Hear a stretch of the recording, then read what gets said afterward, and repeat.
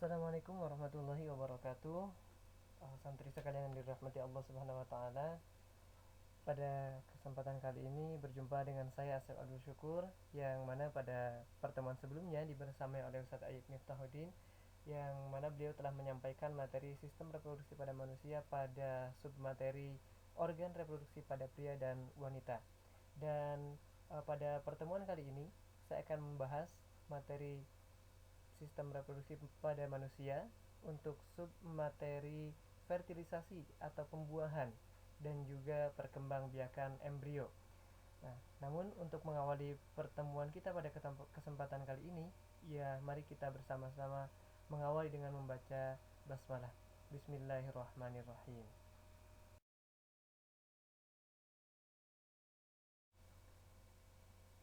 Nah, untuk mengawali pertemuan pada kesempatan kali ini, saya mulai dari surah Al-Mu'min ayat 67 yang artinya, Dialah yang menciptakan kamu dari tanah, kemudian dari setetes mani, sesudah itu dari segumpal darah, kemudian dilahirkannya kamu sebagai seorang anak, kemudian kamu dibiarkan hidup, supaya kamu sampai kepada masa dewasa.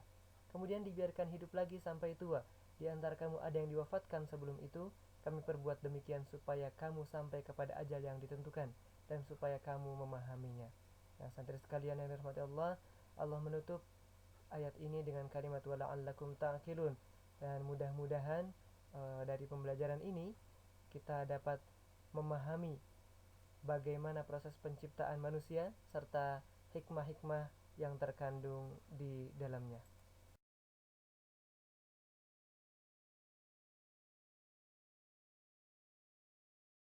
Oleh karena itu, maka tujuan pembelajaran pada kesempatan kali ini yaitu yang pertama untuk meningkatkan ketakwaan dan keimanan kita kepada Allah Subhanahu wa taala, yang kedua dapat memahami proses fertilisasi atau pembuahan, serta yang ketiga memahami siklus haid atau menstruasi.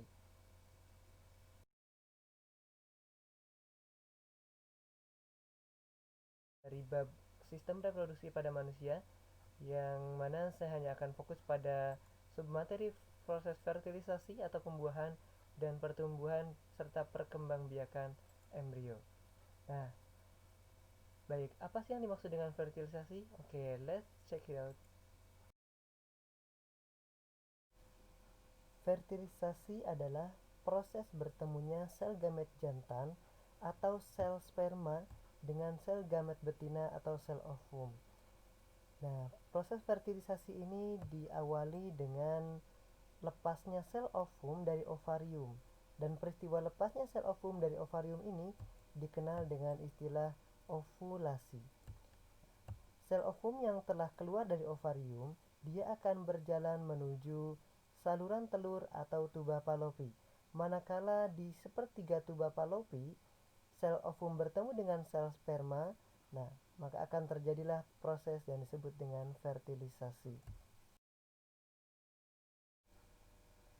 Ya, ketika proses fertilisasi berlangsung, maka hanya kepala sperma yang dapat masuk ke dalam sel ovum. Dan jika telah ada satu sperma yang masuk ke dalam sel ovum, maka sperma lain tidak akan dapat menembus membran ovum, sehingga inti sperma nanti akan bergabung melebur bersama dengan inti ovum. Baik, sel sperma yang telah melebur bersama dengan sel ovum akan menghasilkan zigot. Zigot akan terus bergerak melalui saluran telur menuju uterus atau dinding rahim. Nah, selama pergerakannya menuju uterus ini, zigot akan terus membelah secara mitosis membentuk kumpulan sel yang disebut dengan embrio. Nah, kemudian perubahan zigot menjadi embrio ini dan pergerakannya menuju uterus ini membutuhkan waktu sekitar 5 hari, dan pada hari kelima embrio ini akan sampai di uterus atau rahim atau dinding rahim, dan di hari ketujuh embrio menempel di dinding rahim atau uterus. Ya, setelah hari ke-12, pembelahan sel secara mitosis akan membentuk 3 lapisan, yakni lapisan ektodermis atau lapisan luar, lapisan endodermis atau lapisan dalam, serta terbentuk lagi lapisan tengah yang disebut dengan mesodermis.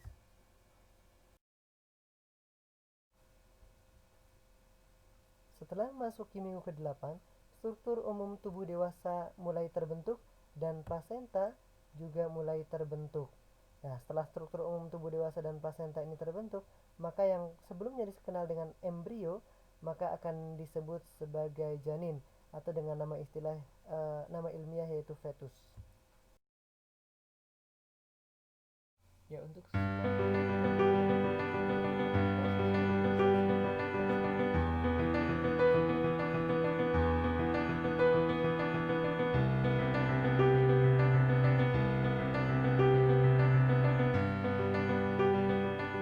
sel telur keluar dari ovarium, ditangkap Fimbriae, kemudian memasuki tuba Fallopi.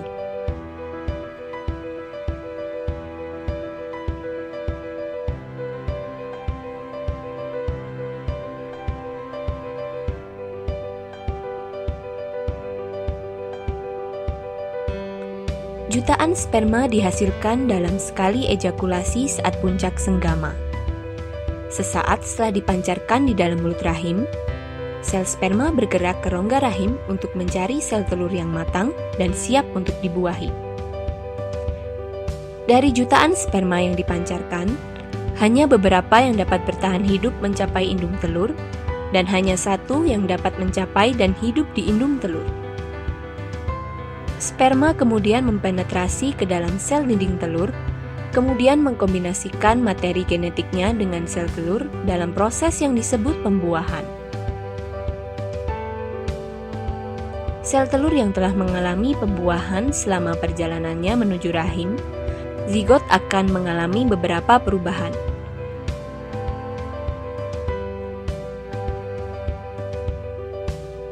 Di rahim, zigot akan menempel di dalam dinding rahim, dan disinilah zigot akan berkembang menjadi embrio dan akhirnya akan menjadi janin.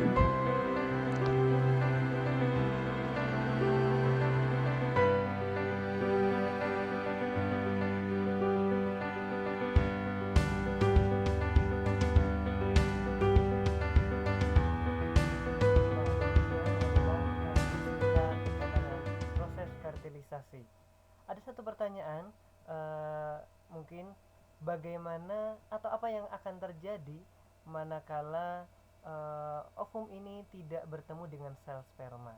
Nah, mari kita simak pembahasan berikut.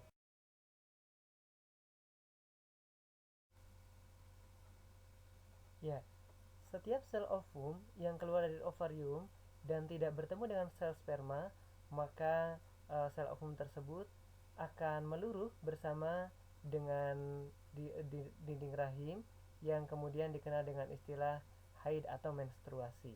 Nah, sejak masa pubertas, tubuh wanita mengalami proses bulanan yang dikenal dengan siklus haid. Nah, perubahan tingkat hormon ini mempertebal jaringan endometrium rahim. Nah, di sebelah sini dan memperbanyak darah yang akan jadi zat makanan bagi telur seandainya dibuahi. Dari minggu pertama, lapisan rahim luruh dan keluar sebagai aliran darah haid melalui vagina. Kemudian minggu kedua, lapisan rahim menebal kembali sebagai persiapan untuk sel telur berikutnya yang matang dalam indung telur. Dan minggu ketiga, telur matang lepas dari indung telur, telur dapat dibuahi dalam waktu 36 jam di dalam saluran telur atau tuba Fallopi. Kemudian di minggu keempat, telur mencapai rahim. Jika telur tersebut telah dibuahi, akan tertanam atau implantasi di dinding rahim.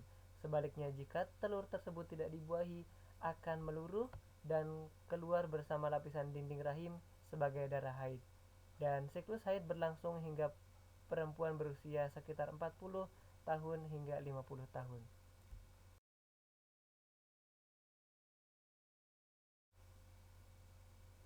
Ya, sebagai penutup pada pertemuan kali ini, saya ingin mengutip salah satu firman Allah dalam surah Al-Mu'minun ayat 14 yang artinya, kemudian air mani itu kami jadikan sesuatu yang melekat, lalu sesuatu yang melekat itu kami jadikan segumpal daging, dan segumpal daging itu kami jadikan tulang belulang, lalu tulang belulang itu kami bungkus dengan daging, kemudian kami menjadikannya makhluk yang berbentuk lain.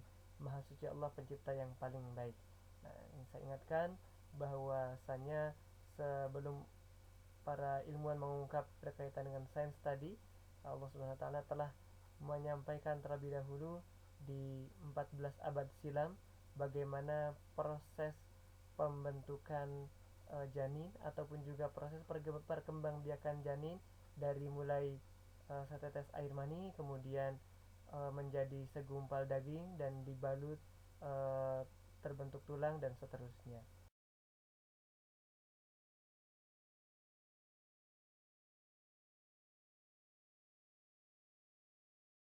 Ya, dan tentunya sebagai bahan refleksi bagi kita dari pembelajaran kita pada kesempatan kali ini, yakni bahwa kita itu merupakan satu dari jutaan sel sperma yang berhasil bertemu dengan sel telur. Dengan demikian, sebetulnya setiap kita adalah pemenang. Maka mari tumbuhkan bersama rasa percaya diri kita bahwa kita adalah seorang pemenang. Dan tidak lupa pula bahwa proses panjang dari pembentukan janin ataupun juga tumbuh dan berkembangnya janin atau embrio sampai dilahirkan itu adalah perjuangan keras seorang ibu. Maka jangan lupa untuk senantiasa berterima kasih kepada Allah Subhanahu wa taala dan berbakti kepada kedua orang tua adalah